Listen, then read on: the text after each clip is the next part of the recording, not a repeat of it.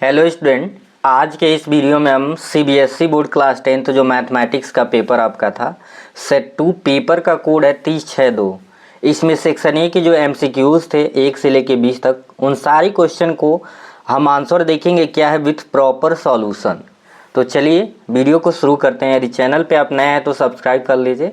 जैसे ही part wise video आता रहेगा section A B C D E करके पार्ट वाइज सारा वीडियो एक एक क्वेश्चन आपको सॉल्व करा दिया जाएगा। तो पहला क्वेश्चन देखते हैं हम। पहला क्वेश्चन कह रहा है कि आपको क्वेश्चन स्क्रीन पे दे दिया जाएगा, the system of equations x + 5 = 0 and 2x - 1 = 0 has. चार ऑप्शंस दिए हुए हैं तो समझते हैं।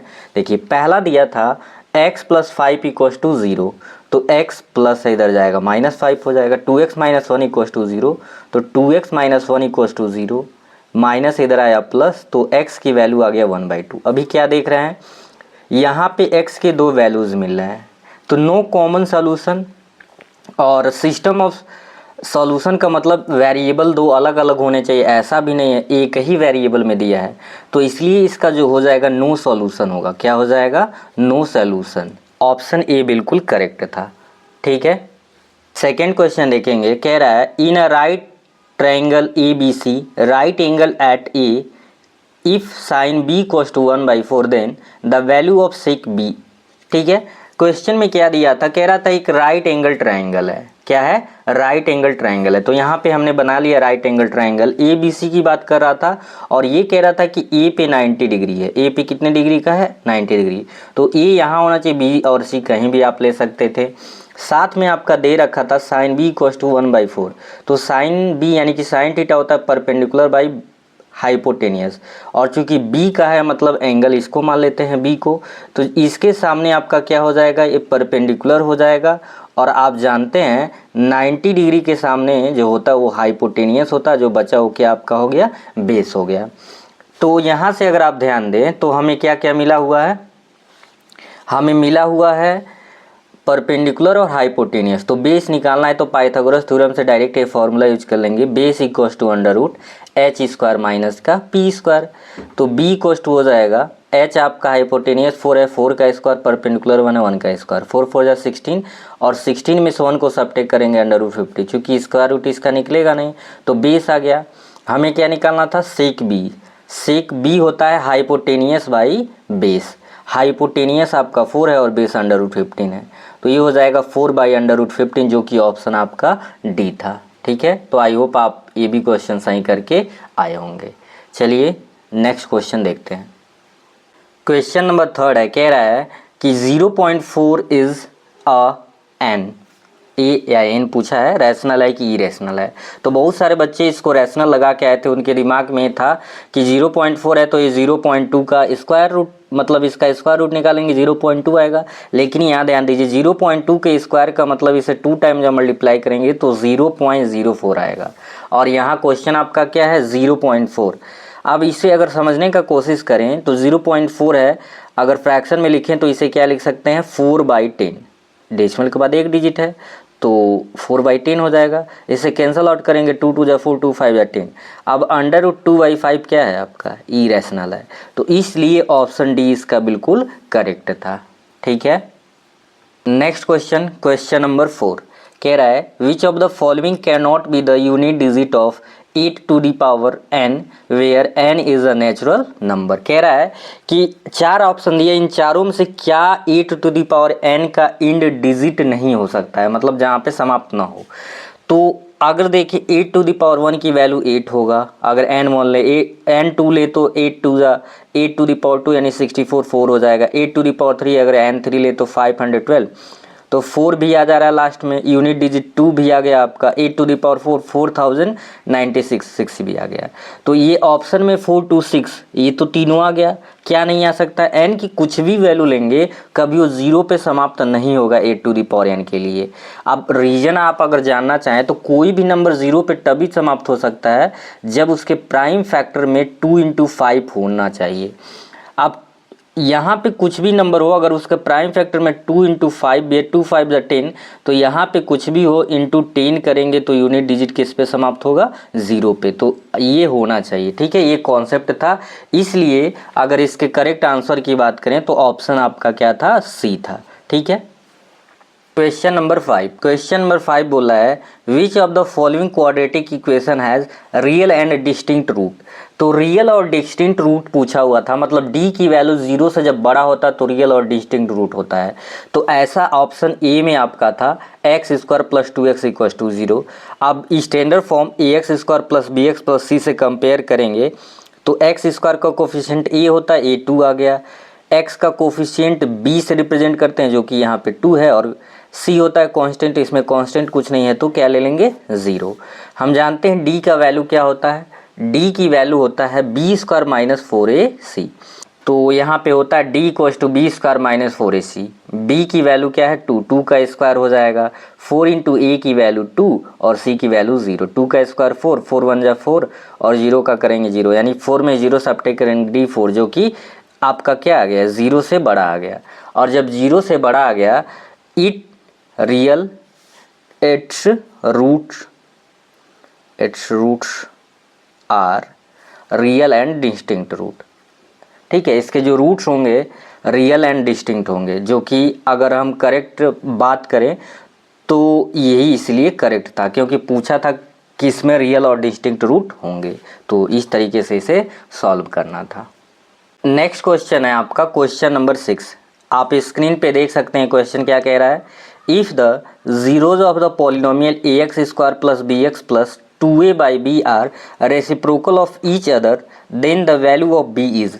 आपका पॉलिनोमियल यहाँ पे लिख लिया गया है, क्या है, ax square plus bx plus 2a by b. तो एक रूट अगर अल्फ़ा है तो दूसरा 1 बाई अल्फ़ा हो जाएगा, क्योंकि रेसिप्रोकल कह रहा है कि एक रूट दूसरे का रेसिप्रोकल है। तो अल्फ़ा इंटू मतलब आपको पता है कि प्रोडक्ट ऑफ जीरो क्या होता है, अल्फ़ा इंटू बीटा की जो वैल्यू होता है वो होता है सी बाई ए। तो अल्फ़ा मतलब एक रूट अल्फ़ा है, दूसरा हो जाएगा 1 बाई अल्फ़ा। तो अल्फ़ा से अल्फ़ा कैंसिल, सी की वैल्यू 2a बाई क्या है, बी है, यहाँ पे लिखा गया है, और ए की वैल्यू ए है तो ए से ए कैंसिल आउट हो गया। 1 equal to 2 by b, cross multiply कर देंगे तो बी की वैल्यू 2 आ जाएगा, जो कि ऑप्शन नंबर ए बिल्कुल करेक्ट था। तो इस क्वेश्चन को इस तरीके से सॉल्व करना था। ओके, क्वेश्चन नंबर 7 की बात करें आपके स्क्रीन पे। The distance of point e minus b from x axis.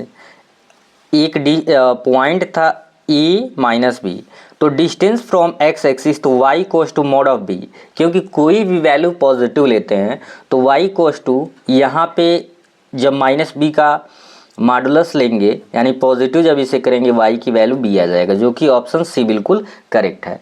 तो इस क्वेश्चन में इस तरीके से इसे सॉल्व करना था। ऐसा जब भी कोई कंडीशन आए, अगर यही पूछता डिस्टेंस फ्रॉम y एक्सिस तो ये हो जाता x इक्वल टू a, यानी कि a तब होता, ठीक है। इस तरह का क्वेश्चन हर सेट में पूछा हुआ था। क्वेश्चन नंबर 8 को देखते हैं। ट्राइंगल का एक क्वेश्चन है और इसमें सिमिलैरिटी कंडीशन जो होती है थेल्स थ्योरम का यूज़ करके इसे सॉल्व करना था।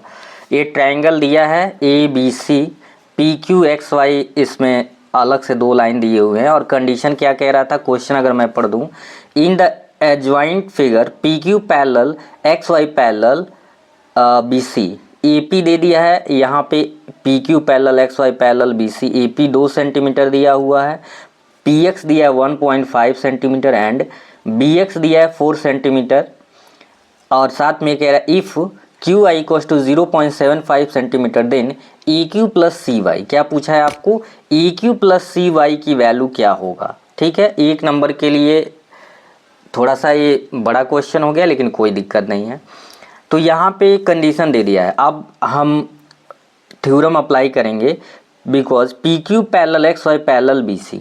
तो हम जब P Q parallel X Y parallel B C यानी एक दूसरे के सारे पैरेलल हैं तो हम थेल्स थ्योरम का यूज कर सकते हैं।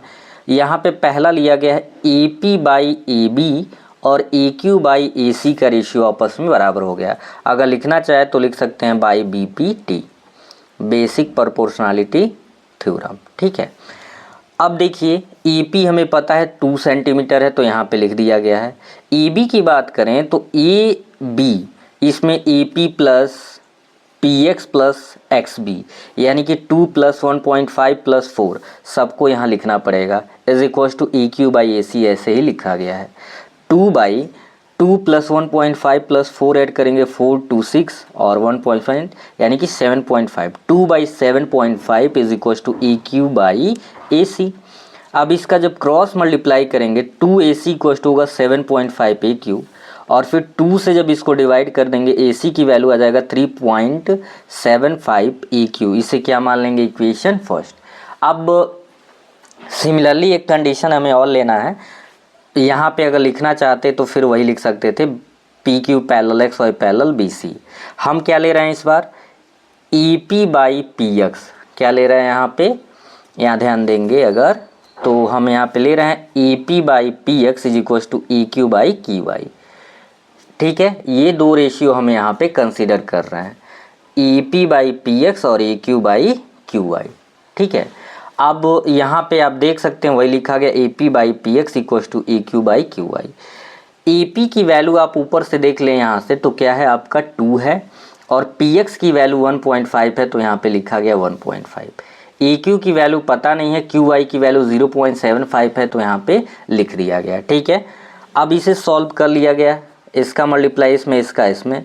1.5 ए क्यू इक्वल टू 0.75 का 2 में मल्टीप्लाई करेंगे, यही आ जाएगा 1.50, मतलब 1.5 ही है, दोनों सेम है। कन्फ्यूज नहीं होंगे कि सर कैसे काट दिए हैं। अब 1.5 पे इसके बाद 0 लगाओ, इसका कोई मतलब नहीं है, तो ये 1.5 से 1.5 कैंसल आउट करेंगे तो ए क्यू क्या आ गया, 1 सेंटीमीटर। अब लिखेंगे फ्रॉम इक्वेशन फर्स्ट, ये जो इक्वेशन फर्स्ट है क्या था, A C equal to 3.75 into A Q. A Q आपने यहाँ से 1 निकाला, यानी ए सी पूरा, ये यहाँ से ध्यान अगर दें तो ए से लेके सी तक की वैल्यू पूरा हमें कितना मिल गया, 3.75। थोड़ा सा और है, देख लेते हैं नेक्स्ट पेज पे। यहाँ पे अगर ध्यान दें तो ए सी 3.75 है, ए सी में 3 पार्ट था, A Q plus Q Y plus C Y equal to 3.5। A Q हमने 1 निकाला था, क्यू वाई क्वेश्चन में दिया था 0.75, सी वाई यहाँ से मिल जाएगा, सी वाई हमें निकाल लेंगे इक्वल टू 3.75। तो C Y equal to 1 plus 0.755 करेंगे 0.75, तो प्लस उधर जाएगा माइनस, 3.75 माइनस 1.75, यानी सी वाई जब 3.75 में से 1.75 सब्ट्रैक्ट किए तो कितना आ गया आपका, ये आ गया आपका 2 सेंटीमीटर। ठीक है, पूछा क्या था क्वेश्चन में, ए क्यू प्लस सी वाई, तो ए क्यू 1 और सी वाई 2, तो इस तरीके से इसका जो करेक्ट आंसर था 3 सेंटीमीटर। ऑप्शन आपका जो क्या था, सी था। ऑप्शन क्या था इसमें, सी बिल्कुल करेक्ट था। क्वेश्चन नंबर 9 आपके स्क्रीन पे दिखाई दे रहा होगा, कह रहा है given triangle A B C similar to triangle P Q R, यानी दो ट्रायंगल जो आपस में क्या है, सिमिलर है, और साथ में ये भी कह रहा है कि एंगल ए 30 डिग्री है and angle Q equals to 90 degree. The value of angle R plus angle B is, 4 option दिए हैं। तो दो ट्रायंगल ऐसे ही रैंडमली बना लिया गया, एक ट्रायंगल ए बी सी और पी क्यू आर। यहाँ पे अब ये मत कहना कि 90 डिग्री, ये तो राइट एंगल ट्रायंगल आपने बनाया ही नहीं। ठीक है, ये जस्ट समझाने के लिए आपको यहाँ पे बता लिया गया है, ए बी सी एक ट्रायंगल, एक पी क्यू आर, क्योंकि दोनों सिमिलर है। दिया क्या था, एंगल ए 30 डिग्री, तो सिमिलरिटी की वजह से अगर एंगल ए 30 है तो एंगल पी भी आपका क्या हो जाएगा, 30। फिर क्या दिया था, एंगल क्यू जब 90 डिग्री है तो इसके अगर करस्पॉन्डिंग एंगल देखें तो एंगल बी भी कितना हो जाएगा, 90 डिग्री। यही कंडीशन यूज करना था। आप चाहे इस ट्रायंगल में, चाहे कि इस ट्रायंगल में जो बचा हुआ एक एंगल है फाइंड कर लीजिए। अगर इस तरीके से देखें इन ट्रायंगल ए बी सी, तो एंगल सी क्या होगा, टोटल 180 में से 90 प्लस 30 120 सब्ट्रैक्ट कर लेंगे तो आपका 60 डिग्री आ गया। क्या निकालना था, angle R plus angle B. Angle R आपका है 60 डिग्री, एंगल बी है 90 डिग्री, तो 60 प्लस 90 डिग्री 150 डिग्री। कई बच्चे ऐसे पूछ रहे थे क्यों आ गया, कैसे आ गया, तो यहाँ से आप समझ सकते हैं जो कि ऑप्शन सी बिल्कुल करेक्ट था। नेक्स्ट क्वेश्चन आपका क्वेश्चन नंबर 10 है, आप देख सकते हैं, कह रहा है 2 कॉइन्स आर टॉस्ड साइमल्टेनियसली। ऐसे ही साइमल्टेनियसली क्या किया जा रहा है, उसको टॉस किया जा रहा है 2 कॉइन को। The probability of getting at least 1 head, कम से कम एक हेड आने की क्या प्रोबेबिलिटी है, ज़्यादा से ज़्यादा 2 भी आ सकता है, लेकिन एटलीस्ट 1 हेड की बात कर रहा है। तो इस क्वेश्चन को अगर सॉल्व करें तो लिखेंगे possible outcomes when 2 coins are tossed. अगर दो कॉइन्स टॉस किए जाते हैं तो उसका सैंपल स्पेस या तो हेड हेड या तो हेड टेल या तो टेल हेड या तो टेल टेल, यानी टोटल पॉसिबल आउटकम 4 हैं। एटलीस्ट वन हेड में मतलब कम से कम एक हेड हो, उससे अधिक हो तब भी कोई दिक्कत नहीं है। तो ये 3 कंडीशन है, हेड हेड, हेड टेल या टेल हेड, यानी फेवरेबल आउटकम कितना आपका है 3 है। तो पी एटलीस्ट वन हेड, तो फेवरेबल आउटकम और टोटल पॉसिबल आउटकम यानी कि 3/4। तो इस तरीके से अगर देखें तो ऑप्शन सी जो आपका था, ऑप्शन सी क्या था, ऑप्शन सी था 3/4 करेक्ट आंसर था। तो ऐसे आपको करना था। क्वेश्चन नंबर 11 देखिए, कह रहा है in the adjoint figure P A and P B are tangents to a circle with centre O such that angle P equals to 90 degree. If A B equals to 3√2 centimetre then the diameter of the circle is. आपके circle का diameter पूछा हुआ था। कई बच्चे 3 centimetre लगा के चले आए हैं, तो 3 सेंटीमीटर रेडियस इसमें फाइंड हुआ था। अभी देखते हैं कैसे।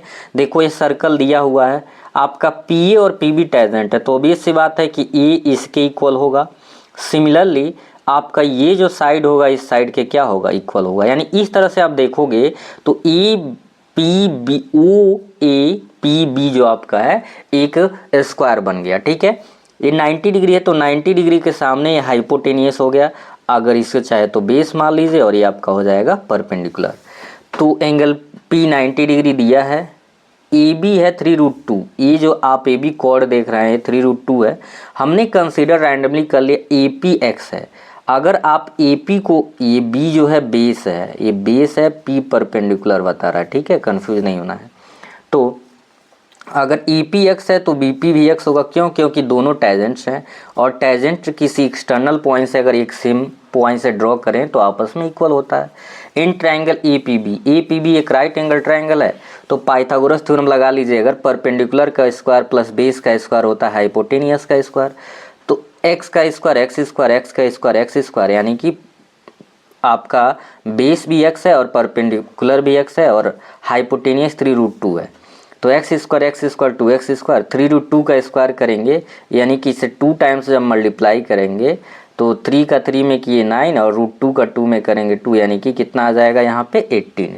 ठीक है, 2 से कैंसिल आउट किए 18, एक्स स्क्वायर इक्वल्स टू बचा 9, मतलब 2 से 18 को कैंसिल करेंगे 9 टाइम में, तो x इक्वल्स टू √9 और 9 का जो स्क्वायर रूट होता है 3। तो जो आपका अगर ध्यान दीजिए क्या निकला, ए पी। सिमिलरली इस कंडीशन में भी वही है, जब ये क्या बना मैंने पहले ही बताया, ये बन गया आपका, क्योंकि ये कितने डिग्री का एंगल यहाँ पे बना रहा है। ऐसे क्वेश्चन में ये नहीं बोला है कि यहाँ पे 90 डिग्री का एंगल बना रहा है।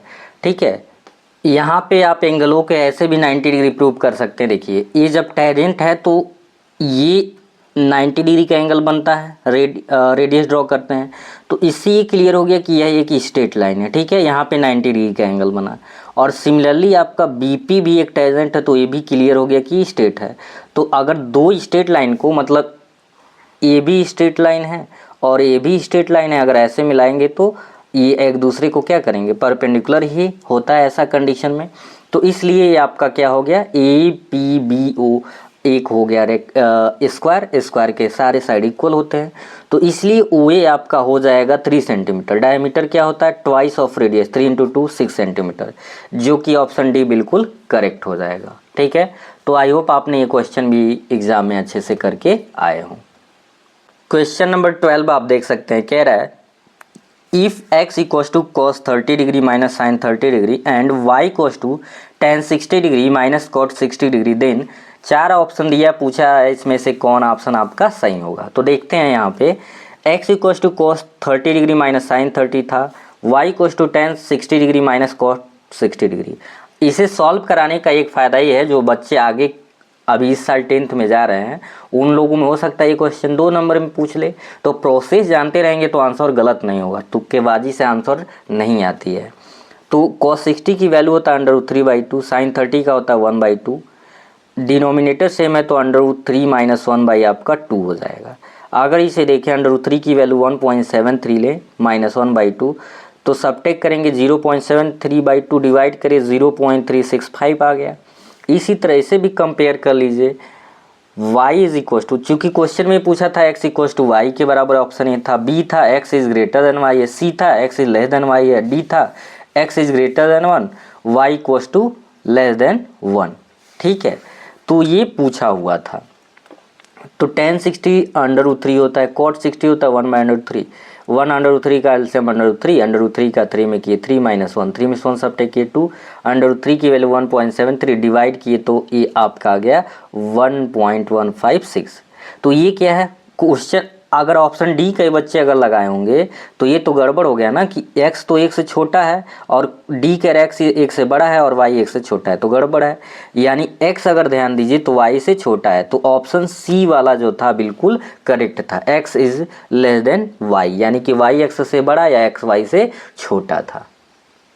अगला जो क्वेश्चन है आपका क्वेश्चन नंबर 13, तो यहाँ पे अगर हम बात करें, ये कह रहा था for a circle with centre O and radius 5 centimetre which of the following statement is true. तो यहाँ पे ऑप्शन जो ए पी है, distance between every pair of parallel tangent is 5 centimetre, तो ये गलत था। क्यू है distance between every pair of parallel tangent in 10 centimetre, ये सही था, मतलब 13 का ऑप्शन बी सही था। क्यों सही था, यहाँ पे आप नीचे रीज़न देख सकते हैं। क्या है, देखिए, आप कोई भी पेयर ऑफ टेंजेंट ड्रॉ करेंगे मतलब वो डायमीटर पे क्या होगा, डायमीटर के एंड से होके जाएगा। तो अगर यहाँ से यहाँ तक 5 सेंटीमीटर, क्योंकि रेडियस 5 है, और यहाँ से यानी कोई भी दो पैरेलल टेंजेंट ड्रॉ करते हैं तो उनके बीच का डिस्टेंस हमेशा क्या आएगा, 10 सेंटीमीटर, जो कि ऑप्शन बी था। यहाँ पे आप इसको देख के अच्छे से समझ सकते हैं। क्वेश्चन नंबर 14 की बात करें, कह रहा है in the adjoint figure T S is a tangent. T S आपका क्या है, टी एस एक टेंजेंट है to a circle with centre O, एक सेंटर ओ है सर्कल का जहाँ पे वो मतलब सर्कल की बात कर रहा है। The value of 2x degree is, ठीक है। क्वेश्चन नंबर 14 कह रहा है in the adjoint figure T S is a tangent to a circle with centre O, एक सर्कल है जिसका सेंटर ओ है जिस पे टी एस टेंजेंट है। The value of 2x degree is, कई बच्चे इसमें गड़बड़ कर दिए, इजी क्वेश्चन था, यहाँ पे आप समझ लीजिए। ये आपका सर्कल है, कह रहा है टी एस टेंजेंट है, तो जब टी एस टेंजेंट है यहाँ पे कितने डिग्री का एंगल हुआ, 90 डिग्री का। 3x degree plus x degree भी तब 90 होगा, तो टी एस टेंजेंट है ओ एस टी 90 डिग्री, इसलिए यहाँ पे लिख दिया गया होगा। इसलिए 3x degree plus x degree की वैल्यू 90 डिग्री के भी बराबर हो जाएगा, ठीक है। तो 4x इक्वल टू 90, क्योंकि 2x निकालना 2 से डिवाइड करिए, 2 2 ज़ा 4 और 90 को 2 से डिवाइड करेंगे तो 45, इसलिए ऑप्शन बी करेक्ट था। बहुत बच्चे कंफ्यूज थे कैसे था, तो आप यहाँ से देख सकते हो कि कैसे करेक्ट था। ओके, नेक्स्ट क्वेश्चन है क्वेश्चन नंबर आपका 15, कह रहा है a peacock sitting on the top of a tree of height 10 metre observe a snake moving on the ground, if the snake is 10√3 metre away from the base of the tree, then angle of depression of snake from the eye of peacock is. कह रहा था देखो एक tree था जिसका height 10 metre था, क्या था, 10 मीटर था। अब इस हाइट पे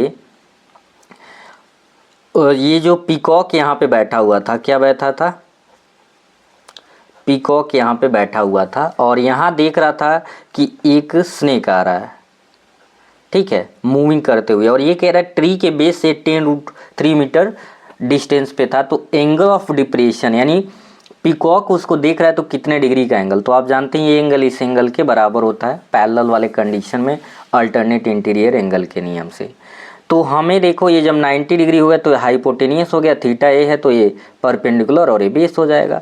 तो परपेंडिकुलर और बेस का रेशियो हम जानते हैं tan थीटा होता है perpendicular by base, tan theta equals to perpendicular 10 है और बेस 10√3 है, 10 से 10 कट गया, tan थीटा इक्वल्स टू 1/√3। चूँकि लेफ्ट में tan थीटा है तो 1/√3 भी tan में ही लिखना है। ये किसकी वैल्यू होता है, tan 30 डिग्री, कंपेयर करेंगे थीटा कितना आ गया 30 डिग्री, जो कि ऑप्शन ए था। तो इस तरीके से इसका करेक्ट आंसर क्या था, 30 डिग्री था। ओके, चलते हैं नेक्स्ट क्वेश्चन पे। क्वेश्चन नंबर 16 की बात करें, कह रहा है if a cone of greatest possible volume is hollowed out from a solid wooden cylinder, then the ratio of the volume of remaining wood to the volume of cone hollowed out is। कह रहा है कि simple सा question है, एक cylinder के shape का कोई आपका क्या है, कोई सॉलिड है, वुडेन का एक लकड़ी का कोई सिलेंडर के शेप का है सॉलिड, इसी में से मैक्सिमम हाइट का क्या काट दिया जा रहा है, एक कोण काट दिया जा रहा है। तो चाहे आप इस तरीके से ऊपर के डायरेक्शन में काटिए चाहे ऐसे काटिए। तो यहाँ पे अगर आप ध्यान दें तो रेडियस आर होगा सिलेंडर का भी और कोण का भी मैक्सिमम हो सकता है, और मैक्सिमम हाइट जो इसका हाइट है सिलेंडर का वही हो सकता है। तो इस तरीके से हम जानते हैं वॉल्यूम ऑफ सिलेंडर क्या होता है, pi R square H. Volume of cone होता है 1/3 पाई आर स्क्वायर एच। तो लेफ्ट वॉल्यूम यानी कि इसमें से वुडेन में से सिलेंड्रिकल वुडेन में से जब ये निकाल दिया गया तो लेफ्ट क्या हुआ, टोटल वॉल्यूम में से हम घटा लेंगे। तो पाई आर स्क्वायर दोनों में कॉमन है, कॉमन करेंगे, यहाँ 1 बचा, यहाँ 1/3, 3 1 3 में से 1 सब्ट्रैक्ट किए 2/3 पाई आर स्क्वायर एच, इतना वॉल्यूम बच गया। तो रेशियो पूछा था वॉल्यूम ऑफ रिमेनिंग वुड, यानी इस पूरे लकड़ी में से जब हम कोण निकाल ले रहे हैं काट के तो वो और वॉल्यूम ऑफ कोण का पूछा हुआ है। ठीक है, तो वॉल्यूम ऑफ रिमेनिंग वुड आपका है 2/3 पाई आर स्क्वायर एच और वॉल्यूम ऑफ कोण है 1/3 पाई आर स्क्वायर एच। अब ये रख दिया गया है पाई आर स्क्वायर से पाई आर स्क्वायर, 3 से 3, तो ऊपर 2 बचा नीचे 1, तो 2:1। इसलिए जो करेक्ट आंसर था इसका सी था, रेशियो क्या था 2:1। इस तरीके से इस क्वेश्चन को सॉल्व करना था। क्वेश्चन नंबर 17, क्वेश्चन मैं स्क्रीन पे दे दिया हूँ। कह रहा है if the mode of some observation is 10 and sum of mean and median is 25 then the mean and median respectively. आपको पहले मीन बताना है फिर मीडियन बताना है और उसी के अनुसार आपको आंसर देना है। मीन और मीडियन निकालना है कंडीशन के अनुसार। क्वेश्चन क्या कह रहा था, मोड दे दिया है 10 आपका और कह रहा है सम ऑफ मीन एंड मीडियन आपका 25 दिया था। ये दो कंडीशन दिया था। ठीक है, आपको मीन और मीडियन निकालना था। तो हम क्या करेंगे, सिंपल सा किसी एक को हम एक वेरिएबल कंसीडर कर लेते हैं। जैसे हमने मान लिया मीन क्या है आपका x है, मीन क्या है x है, तो मीडियन और मीन और मीडियन का सम 25 था, तो मीन x है तो मीडियन 25 माइनस क्या आ गया, x आ गया। यहाँ से ये कॉन्सेप्ट आया है। ठीक है, आगे आप अगर ध्यान दें एक फॉर्मूला होता है इन तीनों में रिलेशनशिप का। मोड जो होता है mode is equal to 3 median minus 2 mean. तो मोड 10 रख दिया गया, 3 median minus 2 mean. 10 is equal to 3, median क्या है 25 माइनस एक्स रख दिया गया, माइनस 2 मीन, मीन एक्स है। 10 इज इक्वल टू 25 का 3 में हुआ 75 और 3 का एक्स में हुआ 3x माइनस 2x पहले से है। 10 प्लस है 75 इधर आया माइनस 75 हो गया, माइनस 3x माइनस 2 आपका क्या हो गया माइनस 5x। ठीक है, तो 10 और माइनस 75 यहाँ पे माइनस 75 और प्लस का 10 यानी माइनस 65, तो माइनस से माइनस आपका कट गया और 5 से डिवाइड किए तो 13। तो x क्या माने थे मीन, तो x कितना आ गया 13। तो मीडियन है 25 माइनस एक्स, तो 25 माइनस 13 करेंगे 12। इसलिए इसमें ऑप्शन बी बिल्कुल करेक्ट था, 13 एंड 12। मीन आपका क्या था 13 और मीडियन क्या था 12। आई होप आपने सही टिक करके आए हों इसको। क्वेश्चन नंबर 18 यहाँ पे अगर आप देख रहे होंगे स्क्रीन पे, कह रहा है if the maximum number of student has obtain 52 marks out of 80 then. तो सी बिल्कुल करेक्ट है इसमें। 52 is the mode of the data. यहाँ पे मीन बोला है, यहाँ पे मीडियन बोला है, रेंज यहाँ पे बोला है। सी सही है क्योंकि किसी भी डेटा में जो मैक्सिमम फ्रीक्वेंसी किसी नंबर की होती है उसे क्या बोलते हैं, मोड बोलते हैं। तो इसलिए 18 का सी बिल्कुल करेक्ट था। आगे क्वेश्चन नंबर 19 और 20 दोनों असर्शन रीजन से रिलेटेड क्वेश्चन है। तो ये पूरा डायरेक्शन दिया है, आप इसको पढ़े होंगे फिर आगे किए होंगे। तो देखते हैं क्वेश्चन नंबर 19 को। क्वेश्चन नंबर 19 है, कह रहा है असर्शन ए जो आपका दिया हुआ है for 2 prime numbers x and y, x is, कह रहा है कि x जो है y से क्या होना चाहिए, छोटा होना चाहिए। x क्या होना चाहिए, y से छोटा होना चाहिए। x is less than y, HCF of x y equals to x and LCM of x y is equals to y. ये फॉल्स है। कैसे देखो, अगर हम दो प्राइम नंबर x ले लें 2 और y3 जो कि एक्स वाई से छोटा हो गया, तो एलसीएम ऑफ एक्स वाई इसका प्रोडक्ट होता है 2 × 3 ये 6 हो जाएगा। और HCF क्या है, HCF ऑफ 2 and 3 ये 1 होगा। प्राइम जो भी नंबर्स होते हैं उसका जो HCF होता है 1 आता है और ये बोल रहा है x है, तो ऐसे ही फॉल्स हो गया। ज़्यादा इसको कन्फ्यूजन है नहीं समझने में। दूसरा जो रीजन है, कह रहा है कि HCF जो होता है एलसीएम से ग्रेट आर इक्वल टू होता है, यानी इसे मैं पढ़ दूँ HCF of x, y is less or equals to LCM of xy where x and y are any two natural number। तो HCF जो होता है हमेशा LCM से छोटा होता है, ये बात सही है, बराबर भले से ना हो लेकिन छोटा होता है, तो रीजन को ट्रू मान लिया जाएगा। तो इस तरीके से ऑप्शन डी इसका करेक्ट था कि आपका जो assertion A is false but reason R is true, तो इसलिए ऑप्शन डी इसका बिल्कुल करेक्ट था। क्वेश्चन नंबर 20 अगर बात करें, क्वेश्चन नंबर 20 कह रहा है in experiment of throwing a dice, ये जो है ए डाई मतलब एक डाई की बात हो रही है, एक डाई जो थ्रो की जा रही है, इवन एक इवेंट है getting a number less than 3, 3 से कम नंबर की बात हो रही है, और E2 जो है आपका getting a number greater than 3 are complementary events. अभी यहाँ पे क्या है, कह रहा है कि 3 से एक छोटा मिल रहा है इवन, 3 से बड़ा, 3 को तो गायब ही कर दे रहा है। तो क्या ऐसा हो सकता है event E1 getting a number less than 3 और E2 getting a number greater than 3 are complementary event? तो इसका कम्प्लीमेंट्री तो नहीं हुआ क्योंकि 3 तो छूट ही जा रहा है, कम्प्लीमेंट्री तो ये हो गया कि 1 to 6 पूरा मिल जाता, तो इसलिए एसर्शन यहाँ पे क्या हो गया, फॉल्स हो गया। दूसरा कह रहा है if two events E and F are complementary events then PE plus PF। आपको पता है कि दो कॉम्प्लीमेंट्री इवेंट का जो सम होता है 1 के इक्वल होता है, बिल्कुल करेक्ट है। तो यहाँ भी आपका ऑप्शन डी बिल्कुल करेक्ट हो जाएगा, assertion A is false but reason R is true.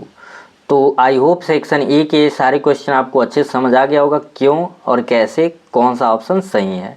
बाकी चैनल पे नए हैं तो सब्सक्राइब करके बेल वाले आइकन को ऑन कर लीजिए, ऐसे ही आपको जो अदर सेक्शंस हैं B, C, D and E सारे क्वेश्चन प्रोवाइड करा जाएंगे। Thank you.